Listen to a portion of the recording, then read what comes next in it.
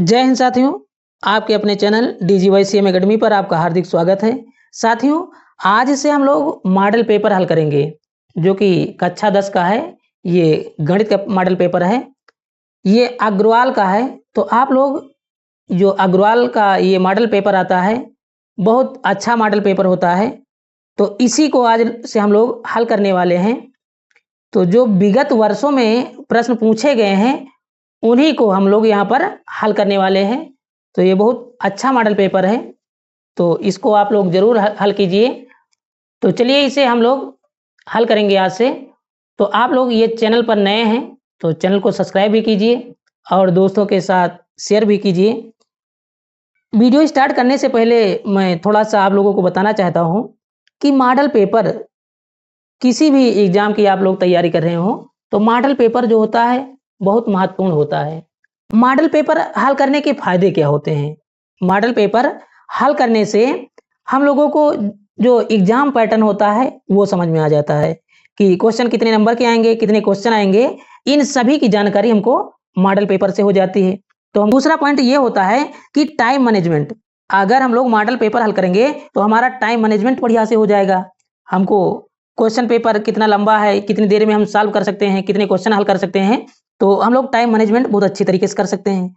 उसके बाद में जो वीकनेस होती है कि हमको किस टॉपिक में कहाँ पर दिक्कत हो रही है, अभी हमको कौन सा चैप्टर और मजबूत करना चाहिए, तो ये वीकनेस का पता चल जाता है जब हम लोग मॉडल पेपर को हल करते हैं। उससे कि त्रिकोणमिति कमजोर है, तो जब मॉडल पेपर को हल करेगा तो त्रिकोणमिति के जो सवाल आएंगे तो उसमें उससे दिक्कत होगी, तो वो क्या करेगा, उस त्रिकोणमिति को ज्यादा फोकस करेगा। जब ज्यादा फोकस करेगा तो उसकी त्रिकोणमिति बढ़िया से हो जाएगी, अच्छे और मार्क्स उसमें आने की संभावना हो जाती है। जब इस प्रकार से जब अच्छी त्रिकोणमिति हो जाएगी, अब मॉडल पेपर हल करेगा तो जो क्वेश्चन नहीं बन पा रहे थे अब उससे क्वेश्चन वो बनने लगेंगे। जब इस प्रकार से वो क्वेश्चन को हल कर लेगा तो उसमें क्या जाएगा, फोर मॉडल पेपर हल करने से हमें कॉन्फिडेंस मिलता है।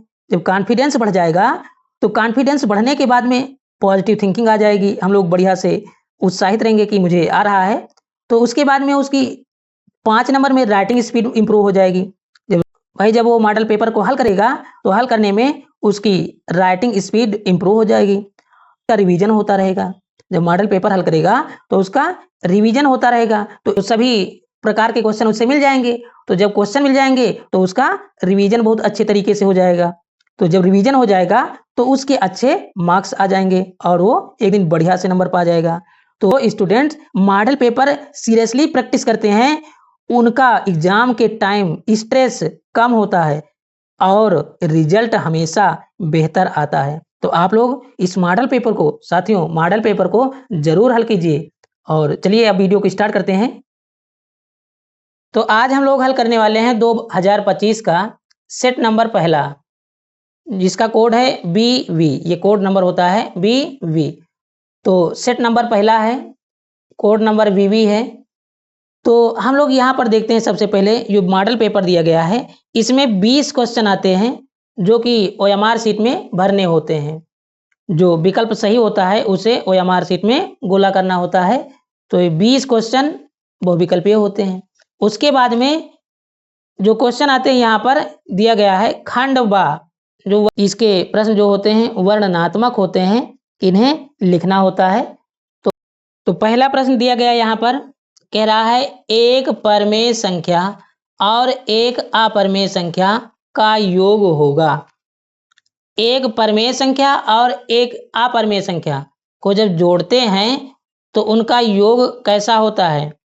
विकल्प ए में परमेय संख्या, विकल्प बी में प्राकृतिक संख्या, और सी में पूर्ण संख्या, और डी में अपरमेय संख्या। तो सबसे पहले हम लोग यहाँ पर देख लेते हैं, एक शब्द आया है परमेय संख्या और एक अपरमेय संख्या। तो परमेय संख्या किसे कहते हैं और अपरमेय संख्या किसे कहते हैं। तो सबसे पहले हम लोग देखते हैं कि परमेय संख्या वह संख्या होती हैं जिन्हें हम P/Q के रूप में लिख सकते हैं, अर्थात बटे में लिख सकते हैं, लेकिन Q नॉट इक्वल 0 होना चाहिए, हर जो है 0 के बराबर नहीं होना चाहिए। जैसे 2 है, 7/5 है, 22/7 है, √4 है। यहाँ पर √4 है तो √4 को जब लिखेंगे तो 2 × 2 अर्थात ये रूट से बाहर आ जाएगा। 2 गुणे 2 बराबर 2 और बटे में 1 मान सकते हैं। तो ये भी परिमेय संख्या है।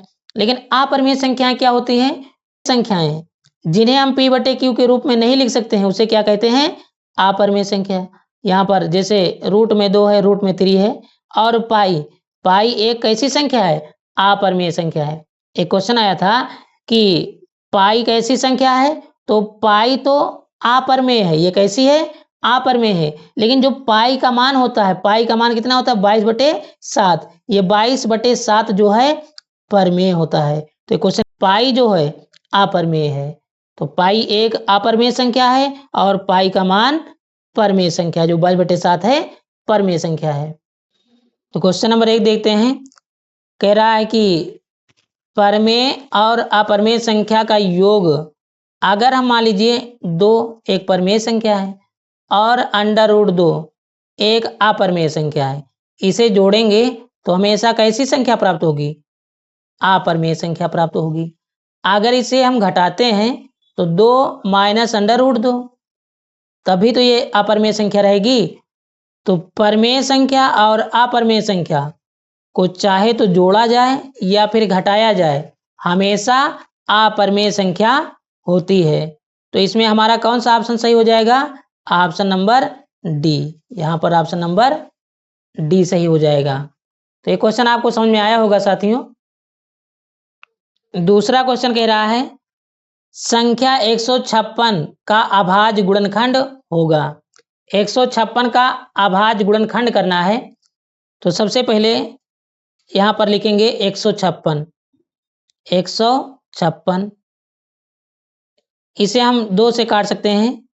2 7 14, 2 8 16, फिर 2 से तो 2 3 6, 2 9 18। उसके बाद में 3 से काटेंगे तो 3 1 कम 3, 3 त्रिका 9। उसके बाद में लास्ट में ये 13 से कट जाएगा तो 13 1 कम 13। तो 156, यहाँ पर 156 के अभाज्य गुणनखंड कितने हो जाएंगे? यहाँ पर 2 और 2, 2 की पावर 2 हो जाएगा। इसे लिखेंगे तो 2 गुणे 2 गुणे 3 गुणे 13। तो इसे हम लिख सकते हैं बराबर 2 की पावर 2 इंटू यहाँ पर 3 और इंटू 13। तो 2 की पावर 2 और गुणे 3 गुणे 13। तो इसमें कौन सा ऑप्शन सही हो रहा है? तो ऑप्शन नंबर यहाँ पर बी, 2 की पावर 2 और 3 उसके बाद में 13। तो हमारा ऑप्शन नंबर यहाँ पर सही हो जाएगा बी नंबर लॉक किया जाए। अब उसके बाद में हम लोग तीसरा क्वेश्चन देखते हैं। अब यहाँ पर तीसरा क्वेश्चन दिया गया है यदि 3x + 5y बटे 3x - 5y बराबर 7/3 हो तो x अनुपात y का मान होगा। तो सबसे पहले हम लोग यहाँ पर क्वेश्चन लिखेंगे और क्वेश्चन लिखने के बाद में इसे हल करेंगे। तो चलिए हम पहले लिख लेते हैं।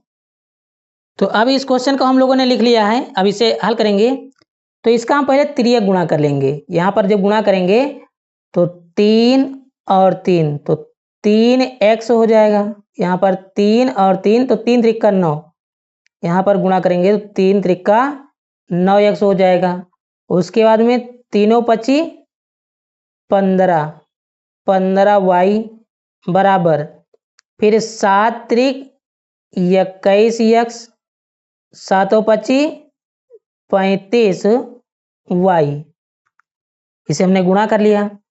अब इसके बाद में x वाले जितने पद हैं इकट्ठा कर लेंगे। तो यहाँ पर 9x - 21x बराबर -35y और यहाँ पर प्लस में तो उस पार जाएगा तो -15y। अब यहाँ पर इसे माइनस कर देंगे तो यहाँ पर माइनस का 12 हो जाएगा। 12x बराबर इसे जोड़ेंगे तो माइनस का 50y आ जाएगा। माइनस से माइनस कैंसिल हो जाएगा। माइनस से माइनस कैंसिल करने के बाद में यहाँ पर जो ये x का मान है, x का मान कितना आया है 50 और ये y का मान है, y का मान कितना दिया गया है 12 है। तो सबसे पहले लिखेंगे x, क्या लिखेंगे x बटे y। तो x का मान कितना दिया गया है, ये 50 है और y का मान कितना आया है, ये 12 हो जाएगा। 12 अगर कट रहा हो तो इसे काट भी सकते हैं, तो ये कट जाएगा तो इसे हम काट देंगे, तो 2 छंग 12 और ये 25, तो कितना आ जाएगा यहाँ पर x बटे 12, इसे हम लिख सकते हैं x बटे यहाँ पर y, x बटे y बराबर 25 बटे 6 आ जाएगा। को हम लोग अनुपात में भी लिख सकते हैं या फिर बटे में लिख सकते हैं। तो जैसा यहाँ पर लिखा गया है x अनुपात y, तो x का मान कितना है 25, तो 25 अनुपात y का मान कितना दिया गया है 6, तो 25 अनुपात 6, ये हमारा आंसर आ जाएगा। तो यहाँ पर 25 अनुपात 6 जो आंसर आया है हम लोग यहाँ पर देख लेते हैं। तो यहाँ पर 25 अनुपात 6 किस में दिया गया है, 25 अनुपात 6 पहला पे यहाँ पर ऑप्शन नंबर ए सही हो जाएगा, 25 अनुपात 6। 4 नंबर क्वेश्चन यहाँ पर देखते हैं, लिखा हुआ है समीकरण 3x square minus 2x plus 1/3 बराबर 0 का विविधकर होगा। हमको विविधकर ज्ञात करना है। तो चलिए सबसे पहले क्वेश्चन को लिखेंगे और हल करेंगे।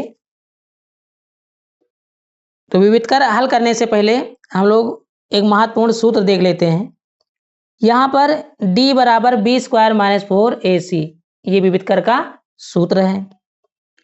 जब d बराबर b स्क्वायर माइनस 4ac से हल करेंगे सवाल को, यदि उसका मान धनात्मक है तथा पूर्ण वर्ग है तो उसके मूलों की प्रकृति वास्तविक, परमेय और असमान होगी। अगर d बराबर b स्क्वायर माइनस 4ac से सवाल को जब हल करेंगे, आंसर जो है धनात्मक आ रहा है लेकिन पूर्ण वर्ग नहीं है, तो मूलों की प्रकृति वास्तविक, अपरमेय और असमान होगी। यदि विविधकर का मान ऋणात्मक है तो मूलों की प्रकृति अधिकल्पित या काल्पनिक होगी। अगर d बराबर b स्क्वायर माइनस 4ac से जब सवाल को हल करते हैं तो इसका मान 0 हो जाता है, तो मूलों की प्रकृति वास्तविक और समान होगी। तो विविधकर का सूत्र यही है, d बराबर b स्क्वायर माइनस 4ac। तो इसी की सहायता से सवाल को हल करेंगे। तो सबसे पहले यहाँ पर हमने सवाल लिख लिया है। तो सवाल में यहाँ पर ax square plus bx plus c बराबर 0 से तुलना करेंगे।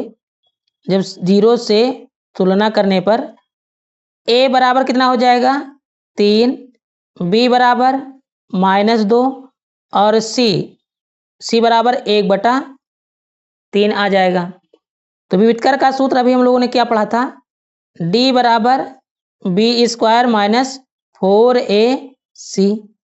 तो b का मान -2 का स्क्वायर माइनस 4 गुणे a 3 गुणे c 1/3, 3 से 3 कैंसिल, तो यहाँ पर 4 हो जाएगा, -4 एकम 4, 4 से 4 कैंसिल, कितना आ जाएगा 0 आ जाएगा। तो यहाँ पर मूलों की प्रकृति नहीं पूछ रहा था, केवल कह रहा था कि विविधकर होगा, हमको विविधकर ज्ञात करना है। तो हम लोग यहाँ पर देखेंगे इसमें कौन सा ऑप्शन सही हो जाएगा 0, अर्थात 4 का ए नंबर सही हो जाएगा, d बराबर 0 आ जाएगा। तो इस प्रकार से हम लोग बहुत सरलता से इसे हल कर सकते हैं। चलिए अब अगला क्वेश्चन देखते हैं। Question number 5। क्वेश्चन नंबर 5 यहाँ पर दिया गया है, कह रहा है कि निम्नलिखित सारणी का माध्य होगा। इस सारणी का माध्य ज्ञात करना है। वर्ग अंतराल दिया गया है 2 से 4, 4 से 6, 6 से 8, 8 से 10, 10 से 12 और बारंबारता दी गई है 2, 4, 7, 3, 4। तो चलिए इसे हल करेंगे। अब यहाँ पर जो सवाल दिया गया है वर्ग अंतराल, हमने सबसे पहले यहाँ पर वर्ग अंतराल लिख लिया है। फिर बारंबारता कह रहा है तो हमने बारंबारता लिख लिया है। अब यहाँ पर मध्यमान लिखेंगे भाई, 4 2 6, 6 के आधा 3, 6 4 10, 10 का आधा 5, 8 6 14, 14 के आधा 7, यहाँ पर 18, 18 का आधा 9 और यहाँ पर 22, 22 का आधा 11। इस प्रकार से हमने इसे लिख लिया है। लिखने के बाद में जो बारंबारता आती है यहाँ पर f गुणे x, इसे गुणा करेंगे तो 3 दूनी 6, 5 चौक 20, 7 सता 49, 9 त्रिक 27, 11 चौक 44। इस प्रकार से जोड़ेंगे यहाँ पर तो सिग्मा fx बराबर 146 आ जाएगा। और यहाँ पर बारंबारता इसे जोड़ेंगे तो सिग्मा f बराबर 20 आ जाएगा। अब समांतर माध्य बराबर सिग्मा fx बटे सिग्मा f, तो जो सिग्मा fx यहाँ पर कितना आया है 146, इसे हमने लिख दिया, और ये कितना आया है 20, 20 हमने लिख दिया। अब इसे हल करेंगे तो 7.3 आ जाएगा। यहाँ पर अगर चाहें तो हल कर सकते हैं। इसे काटेंगे, 2 1 कम 2 0 और 2 सच, यहाँ पर 2 सच 14 और 2 तिहाई 6, तो 1 0 काटेंगे, 1 अंक के बाद दशमलव लगा देंगे तो 7.3। इस प्रकार से ये आंसर आ जाएगा 7.3। तो यहाँ पर अगर हम लोग देखें यहाँ पर कौन सा विकल्प सही हो रहा है 7.3, तो विकल्प नंबर डी, विकल्प नंबर डी सही हो जाएगा। तो आप लोग इसे बहुत आसानी से हल कर सकते हैं। तो चलिए अब अगला क्वेश्चन देखते हैं। 6 नंबर क्वेश्चन देखते हैं। त्रिभुज ABC में DE समांतर है BC इस प्रकार है कि AD बराबर 1.5 सेमी और BD बराबर 3 सेमी और AE बराबर 2 सेमी, तो AC की माप होगी। यहाँ पर क्या कह रहा है AC, A से C तक की हमको माप ज्ञात करनी है। तो सबसे पहले सवाल में क्या कह रहा है, यहाँ पर फिगर में हमको दिया गया है, तो यहाँ पर लिखेंगे, चूंकि सवाल में दिया गया है कि DE समांतर है BC के, DE समांतर है BC के। तो जब यहाँ पर समांतर है तो यहाँ पर क्या लिखेंगे AD बटे DB बराबर, इसी प्रकार से AE क्या लिखेंगे AE बटे EC हमने लिख दिया।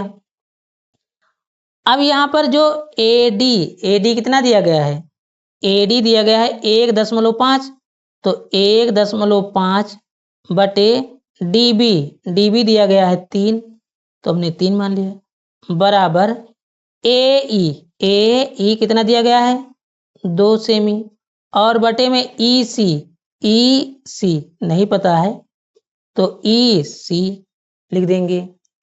अब इसे हल करेंगे, त्रिक गुणा करेंगे यहाँ पर, तो कितना हो जाएगा 1.5 गुणे EC बराबर 3 दूनी 6 हो जाएगा, तो EC बराबर 6 बटे, ये गुणा में बटे में हो जाएगा 1.5, दशमलव हटाएंगे 0 बढ़ाएंगे, तो 15 1 कम 15, 15 चौको 60, तो कितना आ जाएगा यहाँ पर लिख देते हैं।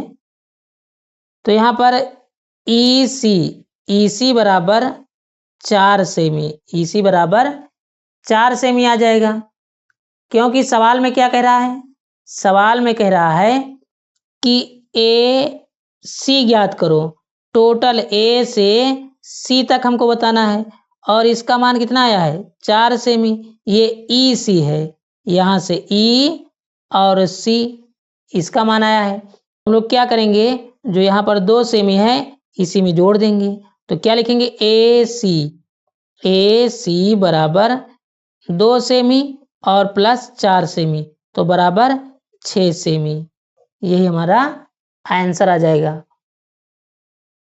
तो इसमें कौन सा विकल्प सही हो जाएगा, तो यहाँ पर 6 सेमी है तो विकल्प नंबर ए सही हो जाएगा, 6.0 सेमी अर्थात 6 सेमी। क्वेश्चन नंबर 7 दिया गया है, बिंदुओं 2, 3 और 4, 1 के बीच की दूरी होगी। हमको बिंदु दिए गए हैं और इनके बीच की दूरी ज्ञात करना है। तो सबसे पहले जो बिंदु दिए गए हैं उसे लिखेंगे 7 नंबर में, 2, 3 और 4, 1।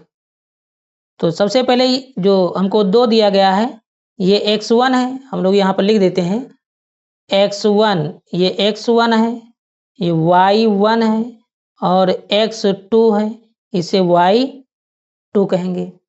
तो दो बिंदुओं के बीच की दूरी का सूत्र होता है d बराबर √x1 माइनस x2 का whole square plus y1 minus y2 का होल स्क्वायर। तो x1 का मान कितना दिया गया है, x1 का मान दिया गया है 2, यहाँ पर 2 दिया गया है, और x2 का मान 4 का होल स्क्वायर प्लस y1 का मान यहाँ पर 3 है और y2 का मान 1 का होल स्क्वायर। अब इसे हल करना है तो सबसे पहले हम लोग लिखेंगे यहाँ पर √, इसे जब घटाएंगे तो -2 का होल स्क्वायर और इसे घटाएंगे 2 का स्क्वायर, 2 दूना 4 और 2 दूना 4, तो 4 4 कितना हो जाएगा, 8 आ जाएगा। इसे हम लोग चाहें तो लिख सकते हैं √ में 2 दूना 4 दूना 8, जोड़ा बन रहे हैं यहाँ पर, तो 2 √2 मात्रक या इकाई इसे लिख सकते हैं। तो 7 नंबर में कितना आंसर आएगा, 2 √2। इस प्रकार से हम लोग विकल्प में देखेंगे, विकल्प नंबर 2 √2 कौन सा सही है, बी नंबर, यहाँ पर बी नंबर सही हो जाएगा। तो विकल्प नंबर बी। तो ये समझ में आया होगा साथियों। अब क्वेश्चन नंबर 8 देखते हैं। क्वेश्चन नंबर 8 देखते हैं साथियों, यदि द्विघात समीकरण 3x² minus 12x plus m बराबर 0 के मूल बराबर हैं तो m का मान होगा। m का मान ज्ञात करना है। तो सबसे पहले जो सवाल हमको दिया गया है यहाँ पर 3x² minus 12x plus m बराबर 0। a बराबर कितना दिया गया है, 3, b बराबर -12 और c बराबर m दिया गया है। यहाँ पर कह रहा मूल बराबर हैं, मूल कैसे हैं, बराबर हैं। तो अभी हम लोगों ने जो विविधकर का सूत्र पढ़ा था उसी पर यह सवाल लगेगा। तो जब मूल बराबर हैं तो यहाँ पर लिखेंगे d बराबर 0 है। तो सूत्र क्या होता है, d बराबर b² माइनस 4ac। तो क्या लिखेंगे, d बराबर, यहाँ पर जब मूल बराबर हैं तो इसे हम लिख सकते हैं b² माइनस 4ac बराबर 0। वही विविधकर का सूत्र है, d बराबर b² माइनस 4ac। तो मूल बराबर हैं तो हमने लिख दिया कि b² माइनस 4ac बराबर 0। तो b का मान कितना दिया गया है, यहाँ पर -12 का होल स्क्वायर, -4 गुणे a का मान है 3 और गुणे c का मान है m बराबर यहाँ पर 0 हो जाएगा। 144 माइनस 4 3, यहाँ पर 12 बराबर में 144 हो जाएगा। 4 3 12 m बराबर 0। अब इसे हल करेंगे तो यहाँ पर हल कर लेते हैं। तो यहाँ पर माइनस का 12m बराबर 144 को बराबर उस पार भेजेंगे तो माइनस का 144 माइनस का हो जाएगा। 12 से यहाँ पर माइनस से माइनस कट जाएगा, 12 1 कम 12, 12 बरहियम 144। तो कितना आ जाएगा, m बराबर 12, m का मान कितना आ जाएगा, m बराबर 12 आ जाएगा।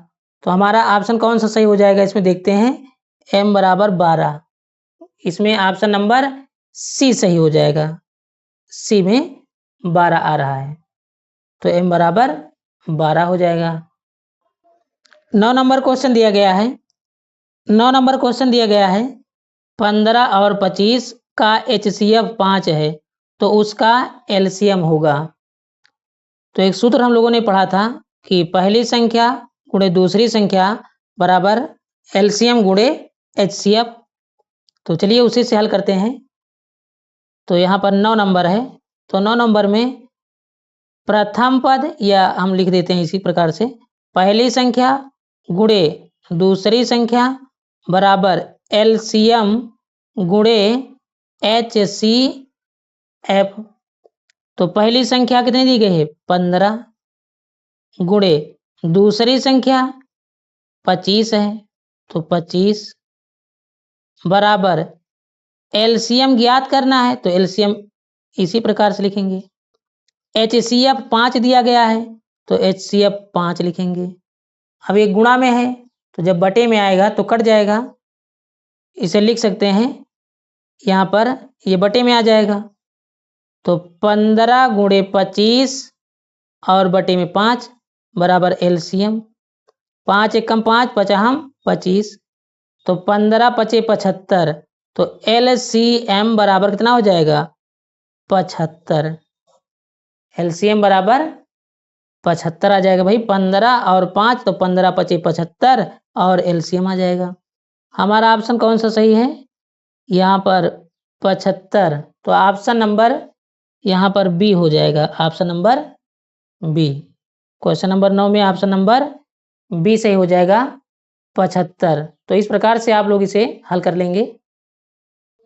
क्वेश्चन नंबर 10 कह रहा है AP 3, 1, -1, -3 डैश डैश के लिए सार्व अंतर होगा। सार्व अंतर, तो यहाँ पर सबसे पहले लिखेंगे 10 नंबर 3, 1, -1, -3 डैश डैश सार्व अंतर हमको ज्ञात करना है। तो D बराबर T2 माइनस T1। तो सबसे पहले ये T1 है, T2 है, T3, T4 इसी प्रकार से मान सकते हैं। तो दूसरी संख्या T2 कितनी दी गई है 1 और T1 -3 है। इसे जब माइनस करेंगे तो माइनस का 2 आ जाएगा। यही क्या है सार्व अंतर है। सार्व अंतर माइनस का 2 है। तो यहाँ पर -2 आ रहा है, तो इसमें कौन सा ऑप्शन सही हो जाएगा, ऑप्शन नंबर ए सही हो जाएगा। इसमें -2 दिया गया है। सवाल नंबर 11 दिया गया है निम्नलिखित सारणी का माध्य वर्ग होगा। तो निम्नलिखित सारणी का माध्य वर्ग ज्ञात करना है। तो यहाँ पर वर्ग अंतराल दिया गया है और बारंबारता दी गई है। तो चलिए इसे हल करते हैं।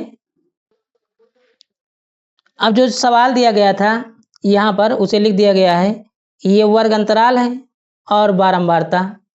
संचयी बारंबारता निकालने के लिए 2 इसी प्रकार से लिखेंगे।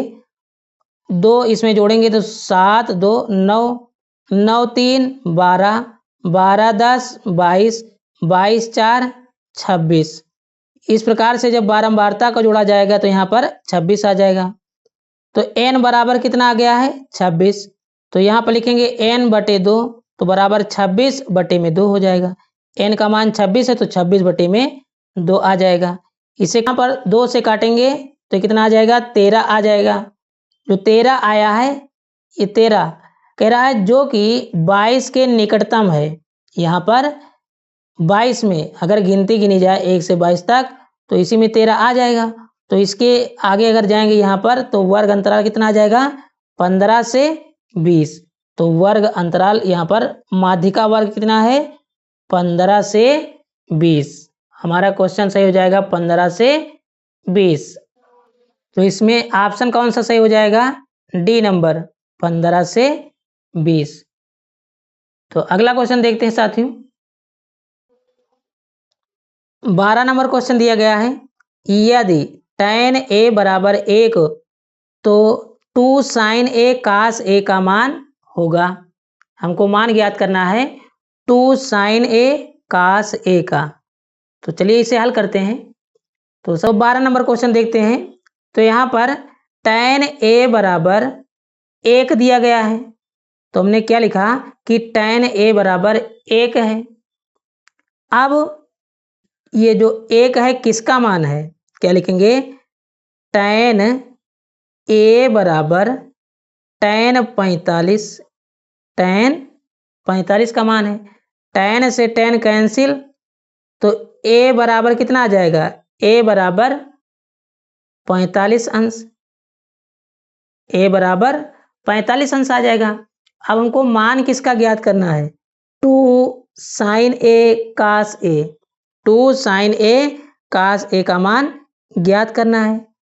तो यहाँ पर लिखेंगे जिसका मान ज्ञात करना है 2 sin A फिर cos A, तो क्या लिखेंगे 2 और गुणे sin A, A के स्थान पर 45 लिखेंगे, तो sin 45 गुणे cos 45,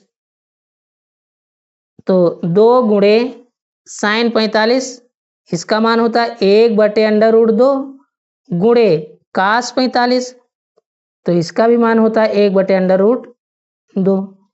अब इसे हल करेंगे तो यहाँ पर कितना आ जाएगा, बराबर 2 1 कम 2 और बटे √2 है √2, तो 2 बाहर आ जाएगा, तो बराबर कितना आ जाएगा 1, यही हमारा आंसर आ जाएगा।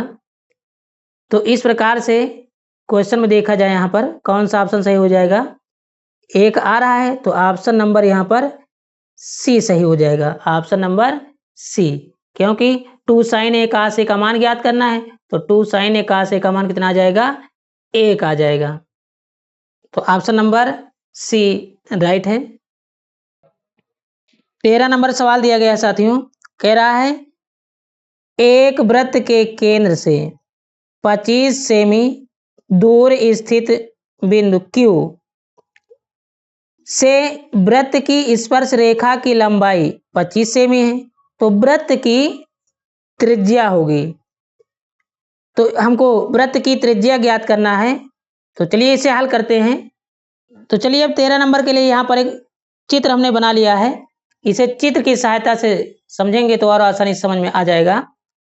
तो यहाँ पर सवाल में क्या कह रहा है कि एक वृत्त के केंद्र से 25 सेमी दूर, यहाँ पर एक वृत्त का केंद्र है तो 25 सेंटीमीटर दूर, ठीक है। उसके बाद में क्या कह रहा है, वृत्त को स्पर्श, यहाँ पर O से वृत्त की स्पर्श रेखा की लंबाई 24 सेमी है, यहाँ से यहाँ तक एक वृत्त को स्पर्श कर रहा है तो इसकी लंबाई 24 सेमी है। त्रिज्या ज्ञात करना है, OP की दूरी हमको ज्ञात करना है, अर्थात त्रिज्या ज्ञात करना है। तो चलिए इसे हल करते हैं। तो हल करने के लिए सबसे पहले हम लोग यहाँ पर देखेंगे जो हमको त्रिभुज OPQ, यहाँ पर देखा जाए त्रिभुज OPQ एक समकोण त्रिभुज है, क्या लिखेंगे, समकोण त्रिभुज OPQ में समकोण त्रिभुज है।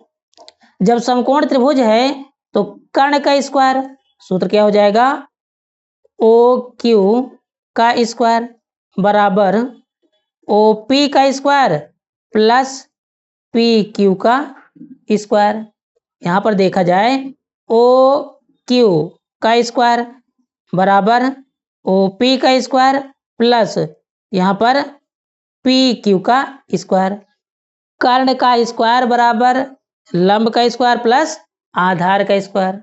बस सवाल लग गया। अब यहाँ पर मान रख दिया जाए तो OQ का मान कितना दिया गया है, यहाँ पर OQ का मान 25 का स्क्वायर बराबर OP हमको ज्ञात करना है, OP का स्क्वायर प्लस यहाँ पर PQ दिया गया है 24 का स्क्वायर, तो 25 हम 625 और यहाँ पर जो 24 है प्लस में है, अगर इस पार लेकर आएंगे तो किसमें हो जाएगा, माइनस में हो जाएगा। या हम पहले यही हल कर लेते हैं। OP स्क्वायर मार करेंगे तो 576 आ जाएगा। अब इसे हम लिख सकते हैं, OP को इस पार लेकर आएंगे तो इसे हम लिख सकते हैं कि OP स्क्वायर बराबर यहाँ पर कितना हो जाएगा, ये OP स्क्वायर बराबर 625 माइनस 576, तो OP स्क्वायर बराबर घटाने पर कितना हो जाएगा 49। तो जब स्क्वायर हटाएंगे तो OP बराबर कितना आ जाएगा 7 सेमी, OP बराबर 7 सेमी आ जाएगा। तो A नंबर सही हो जाएगा 7 सेंटीमीटर।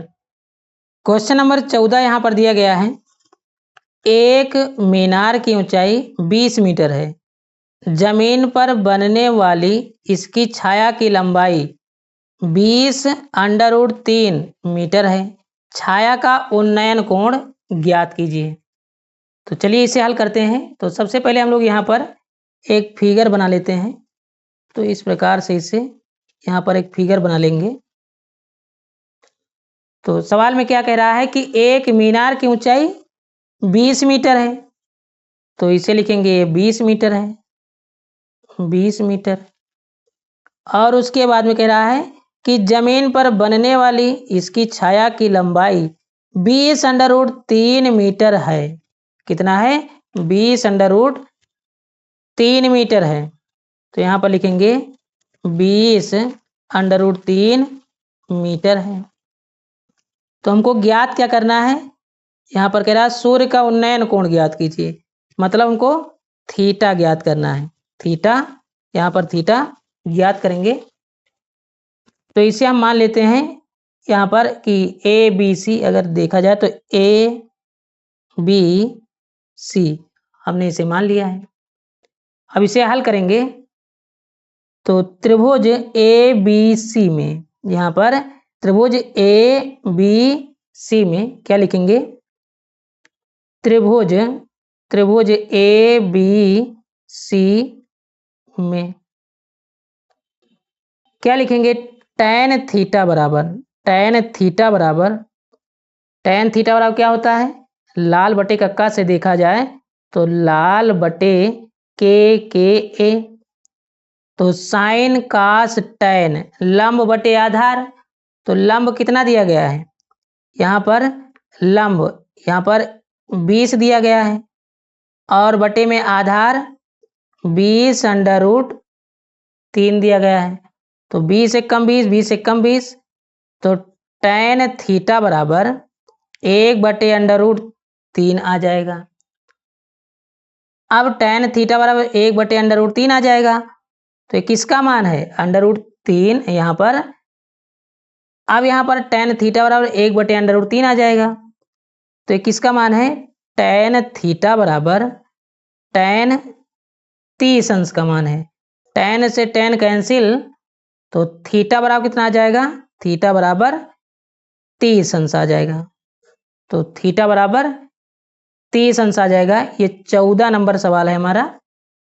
तो चलिए देखते हैं यहाँ पर ऑप्शन में, तो थीटा बराबर 30 अंश, तो ऑप्शन नंबर A सही हो जाएगा, 30 अंश इसमें दिया गया है। अब क्वेश्चन नंबर 15 देखते हैं। क्वेश्चन नंबर 15 यहाँ पर दिया गया है, 14 सेमी त्रिज्या के एक वृत्त का एक चाप उसके केंद्र पर 30 अंश का कोण आंतरित करता है, संगत त्रिज्यखंड का क्षेत्रफल ज्ञात कीजिए। तो सबसे पहले यहाँ पर जो दिया गया है उसे लिख देते हैं। तो यहाँ पर 15 नंबर क्वेश्चन है। क्वेश्चन नंबर 15 कह रहा है 14 सेमी त्रिज्या, तो R बराबर 14 सेमी है। उसके बाद में केंद्र पर 30 अंश का कोण आंतरित करता है, तो थीटा बराबर 30 अंश है। थीटा बराबर 30 अंश। अब कह रहा है, यहां पर सवाल कह रहा है त्रिज्यखंड का क्षेत्रफल ज्ञात कीजिए। त्रिज्यखंड का क्षेत्रफल ज्ञात कीजिए। तो सूत्र क्या होता है, त्रिज्यखंड का क्षेत्रफल क्या लिखेंगे, त्रिज्यखंड का क्षेत्रफल बराबर थीटा बटे 360 गुणे पाई आर स्क्वायर। थीटा बटे 360 गुणे पाई आर स्क्वायर। अब यहाँ पर मान रख देंगे, तो 30 अंश बटे 360 गुणे पाई का मान यहाँ पर 22/7 होता है या 3.14 होता है, तो पाई का मान 22/7 हम लिख देते हैं 22/7 गुणे आर का मान हमको कितना दिया गया है, यहाँ पर 14 सेमी है, तो 14 गुणे 14, इसे काटेंगे तो 7 एकम 7, 7 दूनी 14, 0 से 0 कैंसिल, 3 एकम 3, 3 एकम 3, 3 दूनी 6, ये 360 है। फिर 2 एकम 2, 2 छंग 12, फिर कट जाएगा, यहाँ पर 2 तिहाई 6 और यहाँ पर 1 और 1 हो जाएगा, तो हमारे पास कितना बचा यहाँ पर, बराबर 14 गुणे 11, इसका जब गुणा करेंगे तो 14, ये कितना हो जाएगा 4, 5, 1, तो 154 बटे में यहाँ पर 3, 154/3, यही हमारा आंसर आ जाएगा 154/3 सेमी स्क्वायर, क्योंकि क्षेत्रफल है तो सेमी स्क्वायर हो जाएगा। अब ऑप्शन हम देखते हैं यहाँ पर 154/3, यहाँ पर 154/3 ऑप्शन नंबर सी सही हो जाएगा, 154/3। तो आप लोग इस सवाल को बहुत आसानी से हल कर सकते हैं। त्रिज्यखंड का क्षेत्रफल बराबर θ/360 गुणे पाई आर स्क्वायर, इस सूत्र की सहायता से हल कर सकते हैं। क्वेश्चन नंबर 16 देखते हैं। जोकर टोपी का आकार है, तो जोकर टोपी का आकार कैसा होता है, शंक्वाकार होता है। 17 नंबर कह रहा है कल्पित माध्य विधि और पग विचलन विधि सरलीकृत रूप है, तो इसमें ऑप्शन नंबर बी हो जाएगा प्रत्यक्ष विधि, ऑप्शन नंबर बी हो जाएगा। 18 नंबर क्वेश्चन देखते हैं। यदि कुछ प्रेक्षणों का माध्य 15 तथा माध्यिका 24 है तो बहुलक होगा। बहुत अच्छा सवाल है, इसके लिए एक सूत्र होता है, तो क्या लिखेंगे, बहुलक बराबर 3 माध्यिका -2 माध्य, ये सूत्र होता है। तो बहुलक बराबर 3 माध्यिका -2 माध्य। अब यहाँ पर हमको सवाल में क्या दिया गया है, कह रहा है यदि कुछ प्रेक्षणों का माध्य 15 है और माध्यिका 24 है, तो माध्य हमको 15 दिया गया, माध्यिका 24 दी गई है, तो यहाँ पर लिखेंगे 3 गुणे माध्यिका 24 है -2 गुणे माध्य दिया गया है 15। अब इसका गुणा करेंगे तो 24 तिया 72 और 15 दूना 30, जब इसे घटाएंगे तो यहाँ पर कितना आ जाएगा 2 और यहाँ पर बचेगा 4, तो इस प्रकार से 42 हमारा आंसर आ जाएगा।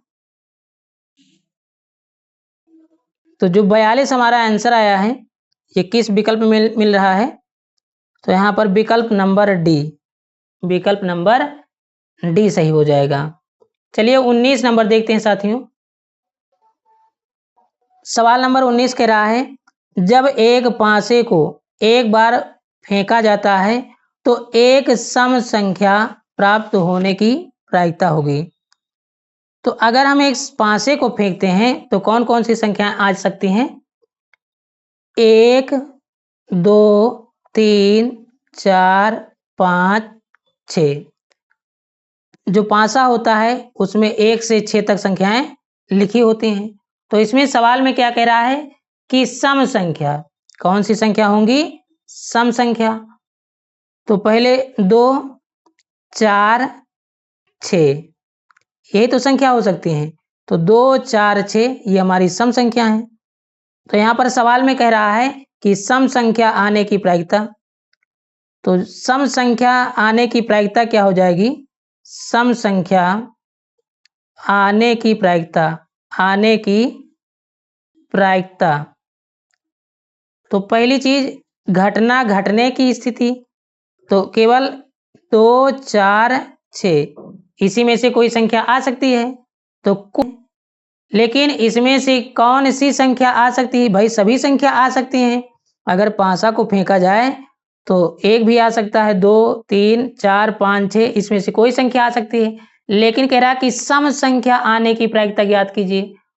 तो सम संख्याएं कितनी हैं? 2, 4, 6 कोई इसी में से एक सम संख्या आएगी। तो कुल कंडीशन कितनी है? 3। यहाँ पर सम संख्या आने की प्रायिकता कितनी है? 3 है। यहाँ पर संपूर्ण स्थिति देखी जाए तो 6 कंडीशन बन रही हैं। तो सूत्र, तो यहाँ पर हम लोग लिखेंगे सम संख्या आने की प्रायिकता बराबर, तो 3 प्रकार से घटना घट सकती है और कुल घटनाएं यहाँ पर 6 हमने लिख दिया। तो 3 एकम 3, 3 दूनी 6 बराबर 1/2। हमारा उत्तर कितना आ जाएगा? 1/2। तो इस प्रकार से ऑप्शन में देखेंगे तो हमारा ऑप्शन कौन सा सही हो जाएगा?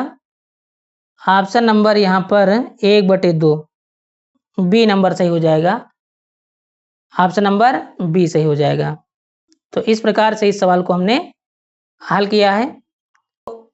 आज का लास्ट क्वेश्चन है। तो अब इसमें का लास्ट क्वेश्चन है 20 नंबर।